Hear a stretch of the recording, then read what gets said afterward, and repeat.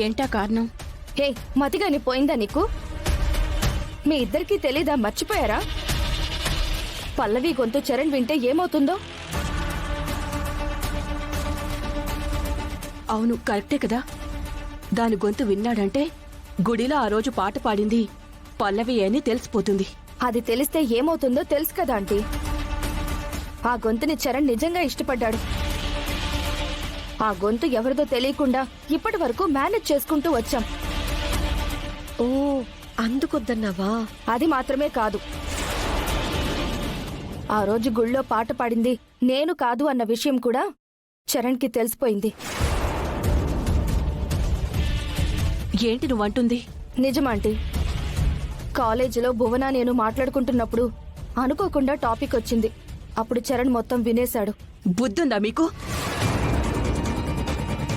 అంతలా ముందు వెనక చూసుకోకుండా ఎలా మాట్లాడుకుంటారు? అనుకోకుండా జరిగిపోయిందాంటీ. ఆ గొంతు నాది కాదు అని తెలిసిన క్షణం నుంచి తను ఎవరు అని చరణ్ సెర్చింగ్ చేయమంటున్నాడు. ఆ పాట పాడిన గొంతు పల్లవిదే అని తెలిస్తే గనక ఈ పెళ్లి ఆపడం మీ వల్ల ఎవ్వరి వల్ల కాదు.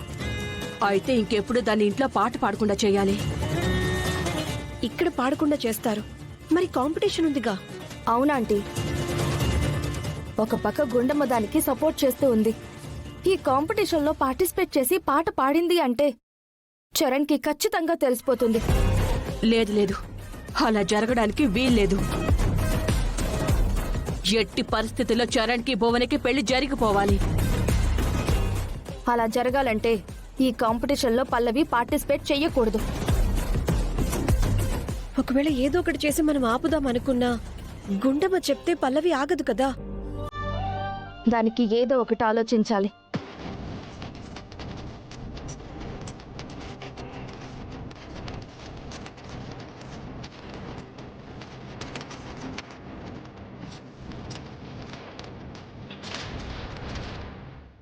నాకు ఒక ఐడియా వచ్చింది. ఏంటది?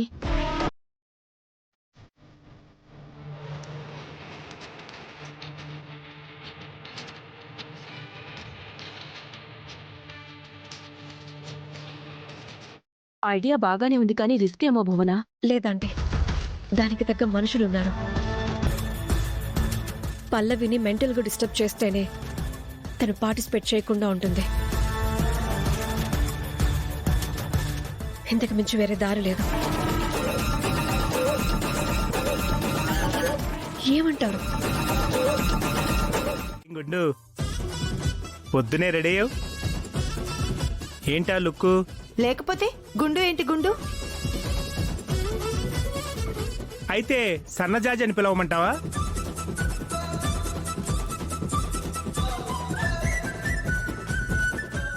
సర్లే కాని పొద్దునే ఏంటి రెడీ? ఎక్కడికి వెళ్తున్నావు? ఏం లేదండి, ఇవాళ తెలిసిన ఫ్రెండ్ వాళ్ళ ఇంట్లో ఫంక్షన్ ఉంది, అక్కడికి వెళ్తున్నాను. అబ్బో, దీని పనే బాగుంది. ఫంక్షన్లు పబ్బాలు అంటూ బాగానే తిరుగుతుంది. అది సరే కాని కార్ తీసుకుని వెళ్తున్నావా? లేదండి, స్కూటీ మీద వెళ్ళిపోతాను. స్కూటీయా?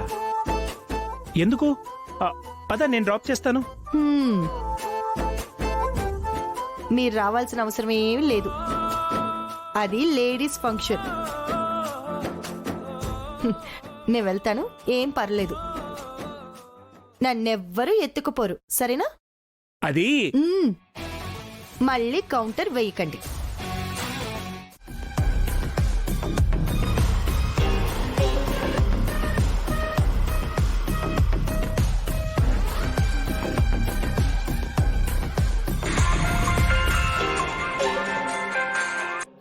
చెప్పు. మేడం, మీరు చెప్పినట్టే గుండమ్మ ఇంటి దగ్గర కాపు కాశాం. ఇప్పుడే ఆ గుండమ్మ స్కూటీ మీద బయటికి బయలుదేరింది. మరి ఇంకెందుకు నాకు ఫోన్ చేయడం? చెప్పాను కదా, వెళ్ళి గుద్దేశాయి. ప్రాణాలు పోవాల్సిన అవసరం ఏమీ లేదు, కానీ లేచే పరిస్థితి మాత్రం ఉండకూడదు. సరే మేడం. రేయ్, పద వెళ్దాం.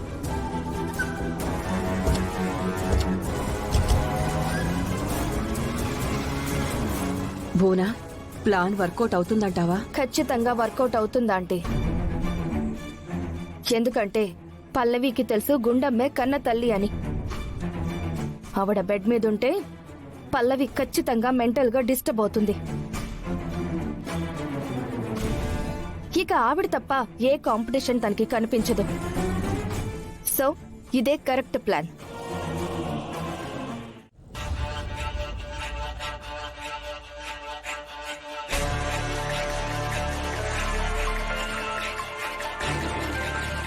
వాళ్ళే ఫోన్ చేసింది. స్పీకర్ ఆన్ చేయి, లిఫ్ట్ చేయి. ఏంటి, ఏమైంది? మేడం చిన్న పొరపాటు జరిగింది మేడం. అంటే యాక్సిడెంట్ చేయలేదా? చేసాం మేడం. కొడితే ఎగిరి నేల మీద పడింది మేడం. రక్తం కూడా వచ్చింది మేడం. మరి మిస్టేక్ ఏంటి? అంటే మేడం ఆవిడ చావాల్సిన అవసరం లేదన్నారు కదా, కానీ గుద్దిన స్పీడ్లో ఆవిడ బ్రతికిందో చచ్చిందో తెలియదు మేడం. ఒకవేళ బ్రతికినా హాస్పిటల్లో బ్రతుకుతుందన్న గ్యారంటీ లేదు మేడం.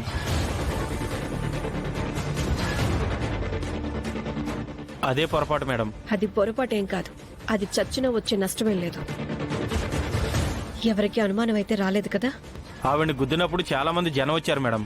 వెహికల్ని చూశారు మేడం, కానీ మమ్మల్ని చూశారో లేదో గ్యారంటీ లేదు మేడం. వెహికల్ ని చూశారంటున్నారు, మనుషుల్ని చూడకుండా ఉంటారని ఎలా చెప్పగలుగుతున్నావు? సరే, ఒక పని చేయి. మీరు గాని మీ వెహికల్ గాని కొన్నాళ్ళు ఎవరికి కనిపించకండి. అండర్ గ్రౌండ్కి వెళ్ళిపోండి. అలాగే మేడం. ఉమ్.